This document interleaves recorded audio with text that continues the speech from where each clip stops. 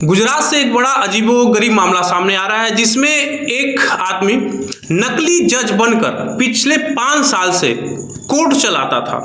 Court वो भी बिल्कुल हाई कोर्ट के जैसा।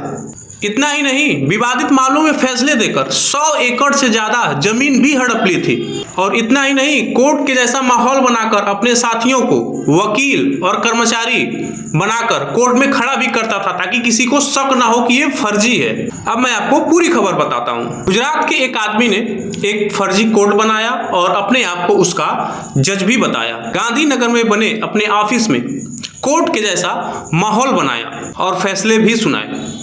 आरोपी का नाम मॉरिस सैमुअल है। आपको बता दें कि आरोपी ने लगभग अरबों रुपए से ऊपर के 100 एकड़ विवादित जमीन को अपने नाम पारित भी कर लिया था। हैरानी की बात तो ये है कि ये नकली कोर्ट पिछले 5 साल से गुजरात के गांधीनगर में चल रहा था।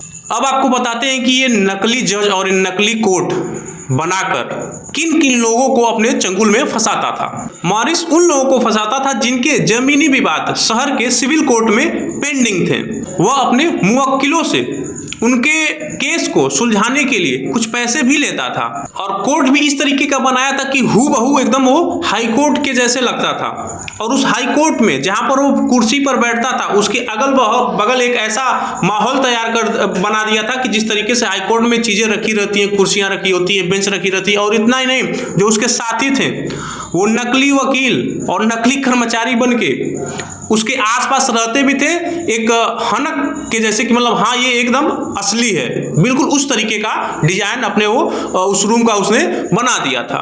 और इतना ही नहीं, जो उसके साथी वकील और कर्मचारी जो फर्जी तरीके से वो तैयार करके रखा था वहां पर, वो इस तरीके का व्यवहार वहां पे करते थे कि जो लोग आते थे उनको हकीकत का कोर्ट लगने लगता था। इस तरीके से आरोपी ने कम से कम 11 मामले अपने ही पक्ष में पारित कर दिए थे।